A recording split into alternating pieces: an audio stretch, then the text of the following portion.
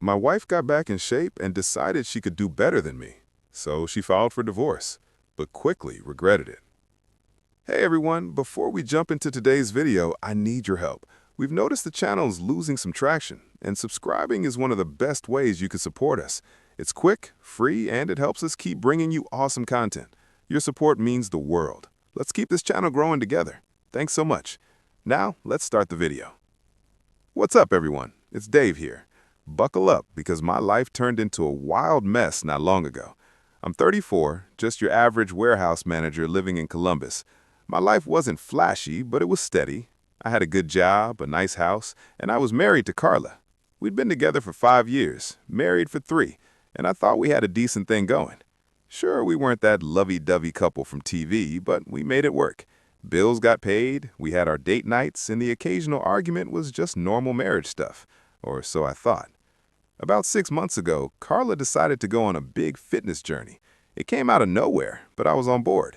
She joined this upscale gym downtown that honestly looked more like a spa than a gym. She got herself a personal trainer, Justin, and suddenly started talking about meal prep, macros, and detox plans.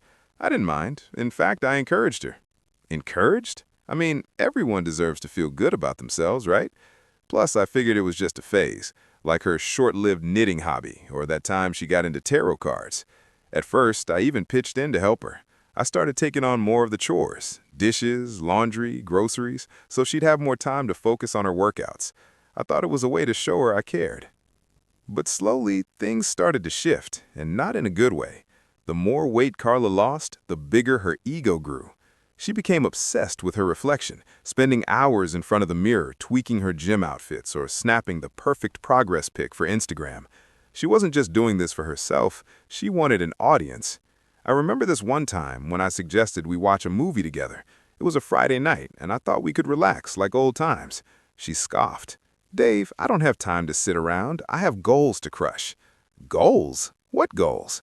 We weren't talking about running a marathon or climbing Mount Everest. She was just lifting weights and drinking green sludge. But whatever, I shrugged it off. Maybe I was being the unreasonable one. Then came the morning. It started like any other. I was half asleep, nursing my coffee before heading to work, while Carla was downing her usual kale spinach disaster smoothie. She was dressed in her workout gear, scrolling through her phone like her life depended on it. Out of nowhere, she says, "I deserve more in life." I looked up, still groggy. Huh?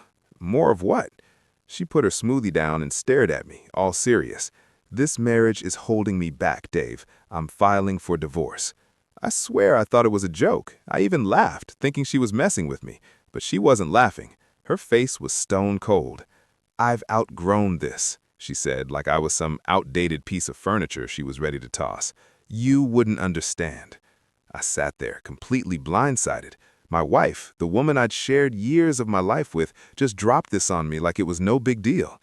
I tried to process her words, but all I could feel was this mix of shock and anger boiling in my chest. "What do you mean you've outgrown this? Outgrown what?" She sighed like I was a child asking too many questions. "Dave, I've been working on myself, trying to be the best version of me, and frankly, this life doesn't match my potential anymore. I want more than this house, this routine, this you." Her words hit me. She didn't even sugarcoat it. I was part of the problem in her eyes. The life we'd built together wasn't good enough for her anymore. She grabbed her gym bag and walked out the door without so much as a goodbye. I sat there, staring at the half-empty glass of green sludge she left behind, wondering what the hell just happened. That day at work was a blur. Media, posing in front of fancy cars, not theirs, and tagging themselves at expensive restaurants. I'm guessing Carla was footing the bill. It was like they were trying to scream, "Look at us, we're winning." But to anyone with half a brain, it was clear they were overcompensating. Their relationship wasn't without cracks, though. Justin's over-the-top personality started to clash with Carla's growing diva complex. One night, I heard her on the phone in the kitchen arguing with someone. "I don't care what your exes said about you, Justin. You're with me now, and I deserve better than your baggage." I didn't catch the rest, but it was enough to tell me their little fantasy wasn't as perfect as they wanted everyone to believe. As much as it pissed me off, there was something oddly satisfying about watching Carla go all in on Justin. She'd bet everything on this guy, thinking he was her ticket to a better life. and it was only a matter of time before the house of cards came crashing down. My lawyer and I were making sure of that. After mediation, Carla's confidence took a hit. She walked into that room acting like Beyoncé and walked out looking like a deer in headlights. It was beautiful. Justin, her ever-loyal hype man, didn't even try to comfort her. He just sulked behind her, scrolling on his phone. That was my first clue that their little empire wasn't as solid as Carla wanted everyone to believe. But let's rewind a bit. Mediation wasn't just a setback for Carla. It was a disaster. She thought she was going to come in, cry a little, and walk out with the house, half my savings, and spousal support. Carla's lawyer painted this picture of her as the underappreciated wife who sacrificed everything for my mediocre dreams. You know, mediocre dreams. I've been working my ass off at this warehouse job for years. Steve, my lawyer, was ready. He had spreadsheets, screenshots, and even credit card statements to back me up. Carla had been burning through our joint account for months before she filed for divorce. We're talking luxury spa days, designer clothes, and $200 dinners. While I was eating leftovers and trying to figure out what went wrong, Steve made sure the court saw every penny she wasted. Then came Justin's skeletons, his past affairs, his pattern of sweet-talking married women, and how he always bailed when the money didn't flow like he expected. The cherry on top, Steve found messages from one of Justin's exes, warning Carla to be careful. Of course, Carla didn't listen. She thought she was different. Justin's smirk was gone, too. In fact, he looked downright uncomfortable. He probably realized his little scam was unraveling in real time. Carla tried to defend him, saying Justin isn't like that anymore, but the evidence was stacked against him. The judge wasn't buying their act. By the end of the session, it was clear Carla wasn't going to walk away with the fortune she thought she'd get. Justin, he looked like he was already planning his exit strategy. After mediation, Carla started acting off. She wasn't as smug anymore. She still tried to post her motivational nonsense on Instagram, but the captions got desperate. Instead of living my best life, it was stuff like, growth isn't always easy, but it's worth it. Yeah, sure, Carla, keep telling yourself that. Justin, on the other hand, was showing his true colors. He was still around, but he wasn't as present as Carla made him out to be. He started skipping out on their public appearances. No more hand-holding at fancy restaurants or couple goals gym pics. Word got around that he was already flirting with one of his other clients, a younger woman who apparently didn't come with Carla's baggage. Typical. One night, Carla came home late. I was still living in the house with her at the time because legally I couldn't kick her out, and she stumbled in looking absolutely drained. I didn't say a word. I just sat there on the couch watching her. She plopped her designer bag on the counter and sighed dramatically like she wanted me to ask what was wrong, but I wasn't playing that game. I just went to my room. The next morning, Carla tried to act like everything went through the motions, but my mind was stuck on Carla. Was this real? Was she actually leaving me? We'd had arguments before, sure, but divorce? It felt so sudden, so calculated. And the way she said it, like she'd been rehearsing this speech for weeks, made it clear she'd already made up her mind. Over the next few days, the cracks in our marriage became glaringly obvious. She barely spoke to me unless it was about dividing up the house or setting up mediation. She started staying out late, claiming she was at the gym or with friends. Her phone was glued to her hand, and her Instagram was blowing up with selfies and captions like, "New chapter, who dis?" and "Living my best life." Every post was a slap in the face, a reminder that she'd already moved on mentally, even if the papers weren't signed yet. One night, while scrolling through my own social media, I noticed she deleted every picture of us. Wedding photos, gone. Anniversary posts, erased. It was like I'd been scrubbed from her life entirely.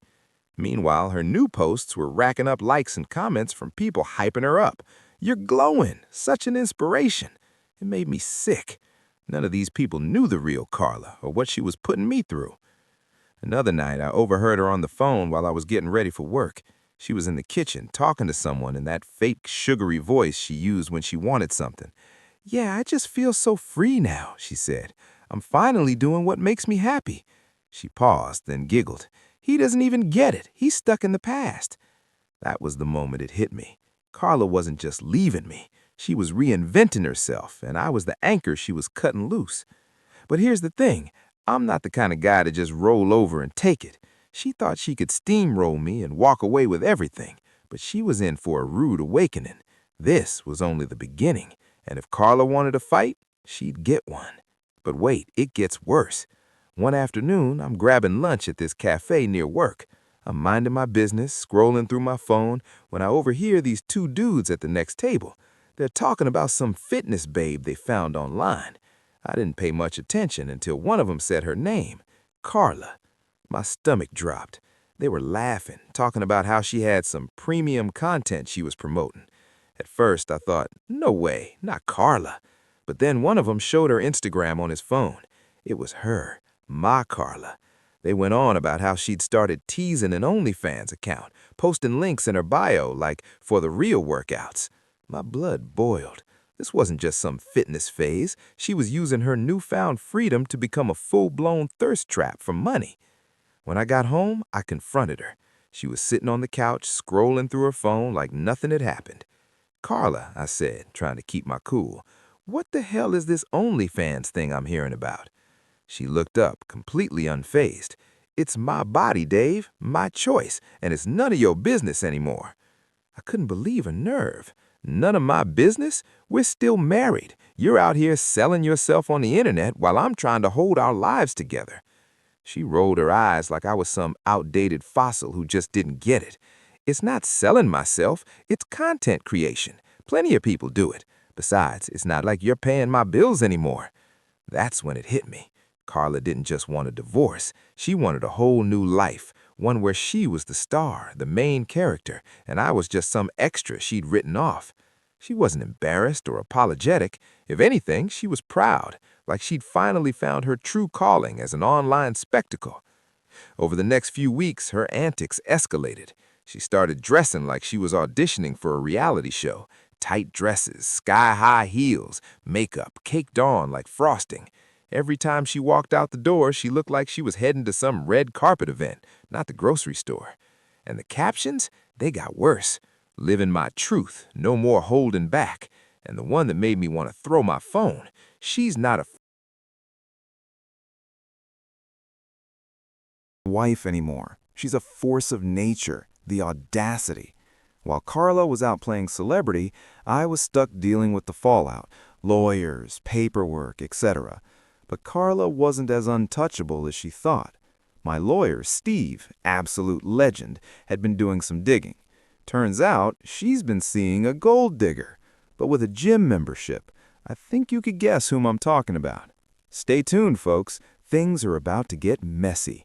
I'll update you ASAP. Update 1. What's up again, Reddit? It's Dave, your favorite soon-to-be divorced dude with a front-row seat to my ex's drama-fueled glow-up disaster. If you've been keeping up, you know my wife Carla decided she was too good for this life, left me high and dry, and has been parading around town like she's some fitness celebrity. But let's talk about the guy who's been fueling this whole mess. Justin. Yep, her personal trainer. Real original, right? The second I heard his name, I knew this wasn't just some innocent trainer-client relationship. Justin was the type of guy you'd expect to see on a reality dating show, shredded, spray-tanned, and about as deep as a puddle. He was all charm, muscles, and smirks, like he walked out of a bad rom-com. Carla wasn't subtle about their connection either. One day, she strutted in the house after her workout, practically glowing. "Justin says I'm the strongest I've ever been," she bragged, not even looking at me. "Yeah, Carla, I'm sure Justin also told you he's never trained anyone like you before, because that's his script." A few weeks later, she stopped pretending it was just workouts. She started dropping his name in casual conversations. "Justin's taking me to this new vegan restaurant," or "Justin said this protein powder is life-changing."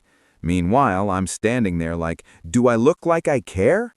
But Carla wasn't just name-dropping. She was flaunting him like he was her prize. Word spread fast. Friends started texting me with sightings of Carla and Justin all over town. They were holding hands, laughing, and acting like some Instagram couple of the year. Carla didn't even try to hide it. One night she came home, bold as ever, and said, "Just so you know, Justin and I are dating now. I think it's time you accept that."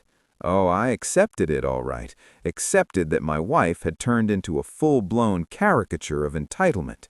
She'd already mentally divorced me, so what did it matter to her if she added a public affair to her resume? The more I learned about Justin, the more my blood boiled. He wasn't just your average gym bro. This guy had a history. My lawyer, Steve, who deserves a damn medal at this point, did some digging and found out Justin had pulled this stunt before. Twice, actually. He had a pattern. Find a married woman, pump her up with compliments and validation, and encourage her to leave her husband. Then, once the dust settled and the money wasn't flowing, he'd vanish like Houdini. Justin was a professional homewrecker. It wasn't love, it was a hustle. He hyped these women up, made them feel invincible, and rode their wave until it wasn't convenient anymore. And Carla, she was the perfect mark. She craved attention and validation like a fish craved water. Justin had her wrapped around his finger, and she didn't even see it. The worst part was how smug he was about it. I heard from mutual acquaintances that Justin was already talking about their big plans. He apparently told someone, once the divorce is finalized, Carla and I are going to build an empire. Empire? Dude, you're a trainer, not a tech mogul. But sure, dream big. Justin wasn't just banking on Carla's money, he was banking on my money. Carla was demanding half my savings, spousal support, and even trying to take the house. She thought she could waltz into court, play the victim, and walk away with a golden ticket for her and Justin's new life. Little did she know, my lawyer had receipts, and I wasn't about to roll over. Let me paint you a picture of what Carla and Justin looked like as a couple. Imagine a guy who only owns tank tops, standing next to a woman who suddenly thinks she's a Kardashian. They were all over social. Was fine. She walked around the kitchen making one of her kale smoothies, but her usual smugness was gone. "Justin's been busy with his clients," she said out of nowhere. I didn't respond. I knew she wanted me to bite, to ask about him, but I wasn't giving her the satisfaction. A week later, the real drama started. I got a call from Steve. Apparently, Carla had filed some last-minute paperwork trying to claim more assets. She wanted emotional compensation for the stress I'd caused her during the marriage. Yes, you read that right. Carla thought she could get more money by blaming me for her midlife crisis. I couldn't believe the audacity. Steve, being the legend that he is, had already prepared for this nonsense. He filed a countersuit, showing how Carla had drained our accounts and emotionally manipulated the situation to her advantage. He even included her Instagram posts as evidence. The captions alone were gold, proof that she wasn't some stressed-out victim, but a self-absorbed diva living her best life at my expense. Around this time, Justin officially went MIA. He stopped showing up to their gym sessions, stopped answering her calls, and even blocked her on Instagram. Yes, blocked. Carla was losing it. I could hear her pacing around the house, calling him over and over. "Justin, call me back. We need to talk." She sounded desperate, and honestly, it was satisfying. Eventually, one of her friends spilled the tea. Justin had moved on to another client, someone younger, flashier, and most importantly, not tied up in a messy divorce. Carla was devastated. She tried to play it cool, posting cryptic quotes like, "Sometimes people aren't who they seem," and "You can't build an empire with someone who's playing games." But everyone knew what had happened. Her perfect man had bailed the second things got tough. This was when Carla's entitlement really started to crumble. She stopped going to the gym. Her once glamorous outfits were replaced by sweats and messy buns. She even stopped posting on Instagram for a while, which was honestly shocking. It was like her entire identity had been tied to Justin and the fantasy of their new life, and without him, she didn't know what to do. One evening, she tried to talk to me. "Dave," she said, standing in the doorway of the living room, "I think we need to reevaluate everything. This divorce it's been hard on both of us." I stared at her, waiting for the punchline. "What are you getting at, Carla?" She sighed dramatically, like she was the victim here. "I just think maybe we rushed into all of this. I mean, we had good times, didn't we?" I almost laughed. "Carla, you filed for divorce. You told me I was holding you back, remember? Now that Justin's gone, you're having second thoughts? Unbelievable. She tried to play the sympathy card, talking about how lonely she was and how much she'd sacrificed for this marriage, but I wasn't buying it. Carla, I said, cutting her off, you made your bed, now lie in it. Carla's little fantasy world was falling apart, and I didn't have to lift a finger. Karma was doing all the work. That's it for now, Reddit.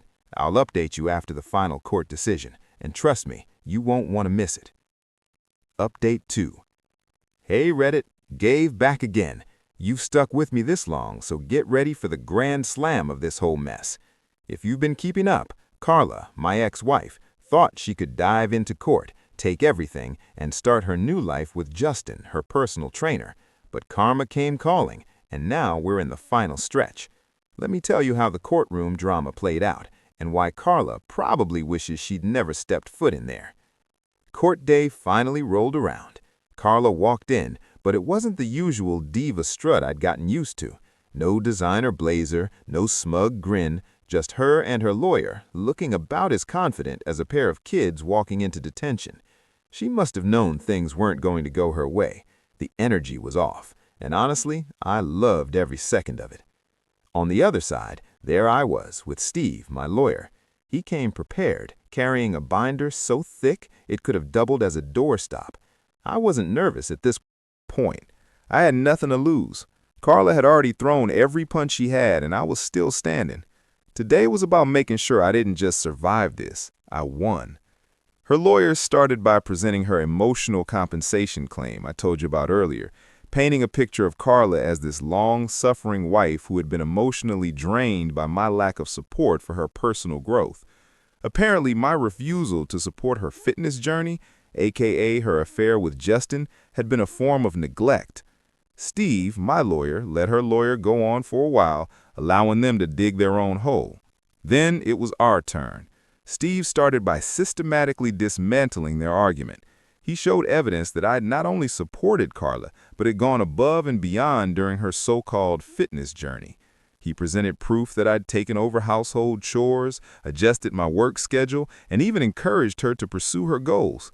He read aloud text messages where I offered to make her healthy meals, supported her gym sessions, and even suggested we attend couples fitness classes to strengthen our bond. Then, Steve dropped the bomb. Carla's emotional compensation claim wasn't just baseless, it was a blatant attempt to cover up her own emotional negligence. He presented emails and texts where Carla openly ridiculed me to her friends, calling me boring and dead weight. He even had screenshots of her bragging about Justin and calling me her backup plan. But the real nail in the coffin came when Steve addressed the financial aspect of Carla's claim. He presented our bank statements, showing how Carla had funneled thousands of dollars from our joint account into her luxury lifestyle. Carla's lawyer tried to push back, but Steve wasn't done. He unveiled the ultimate piece of evidence, a journal entry from Carla that Steve had subpoenaed. In it, Carla had written about her master plan to leave me, get everything she could out of this marriage, and use the settlement money to fund her new life with Justin. The judge's face when he read that? Pure disbelief. The courtroom was dead silent as the judge flipped through the paperwork, his stern expression growing heavier with each page. Carla sat next to her lawyer, visibly tense, her polished nails nervously drumming against the table. Her confidence, which she had flaunted so boldly in mediation, had evaporated into thin air. Across from her, I sat with Steve, my lawyer, feeling a mix of anticipation and satisfaction. This was it, the moment everything Carla had spun into her narrative would unravel. The judge began by addressing Carla's emotional compensation claim. "Mrs. Patterson," he said, his voice steady but firm, "your request for emotional compensation lacks any substantive evidence." He paused, letting the words sink in before continuing. "While emotional distress is a valid consideration in some cases, this court requires clear and demonstrable proof. Your claims are based on subjective feelings, not facts." He turned his attention to Steve's counterarguments. He recounted the text messages, bank statements, and Instagram captions that painted a starkly different picture from the one Carla and her lawyer had tried to present. "Mr. Patterson," the judge said, addressing me for the first time, "you've demonstrated a clear and consistent pattern of support for your wife during the marriage. The evidence provided shows no indication of emotional neglect. In fact, it suggests the opposite. You went above and beyond to accommodate her needs and aspirations."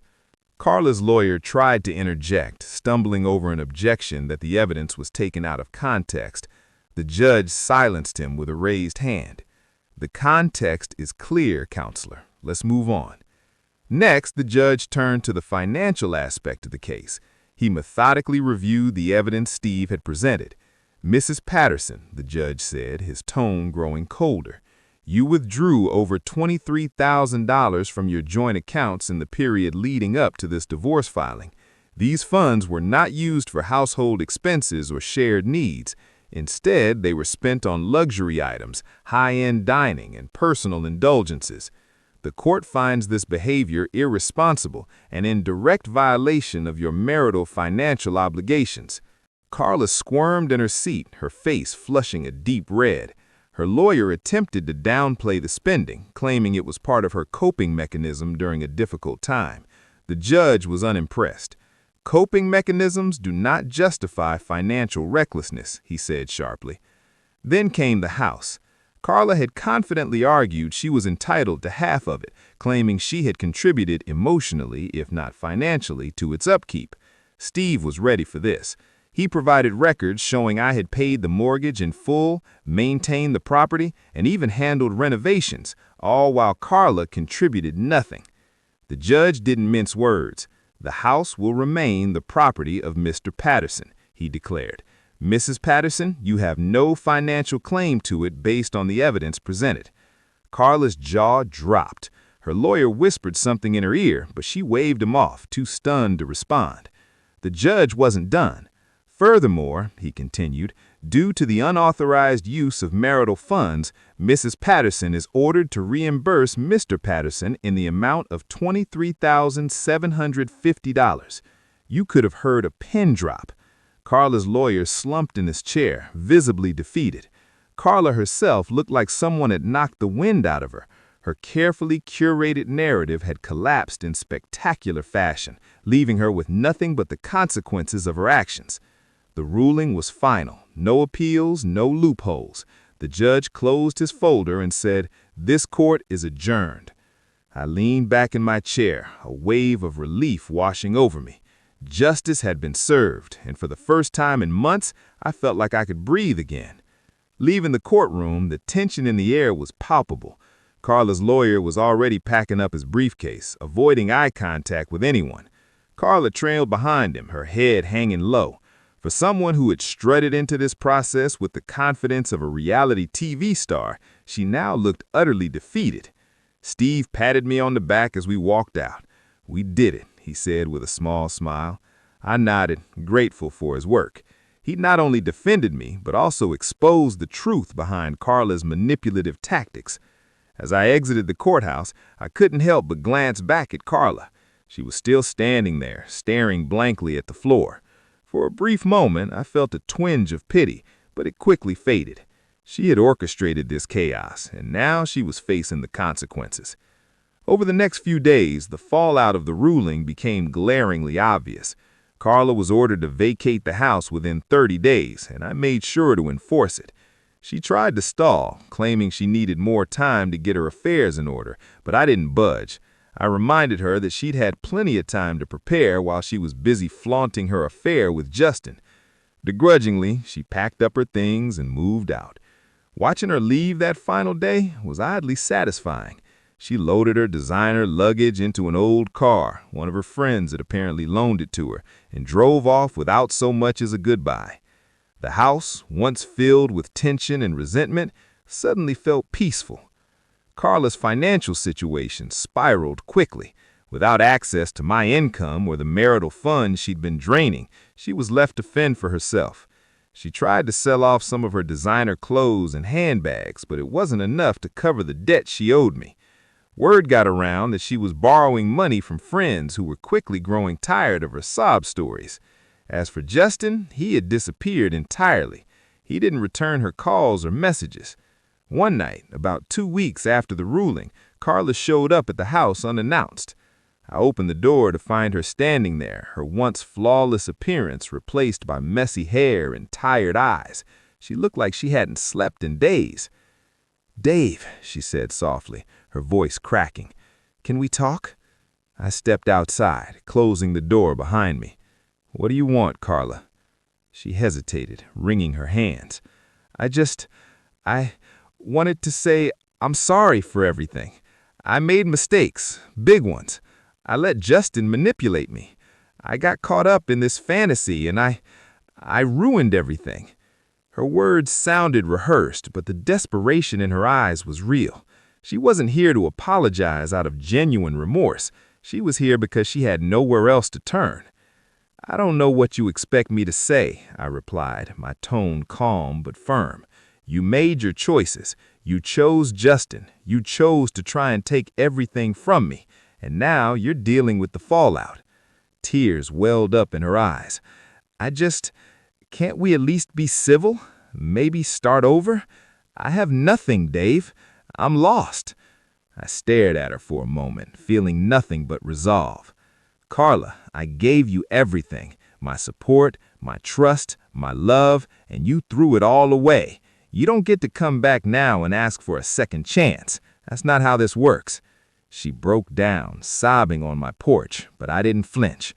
After a moment, I stepped back inside and closed the door, leaving her out there with her regrets. Since that day, I've moved on. As for Carla, I've heard through the grapevine that she's still struggling to get back on her feet.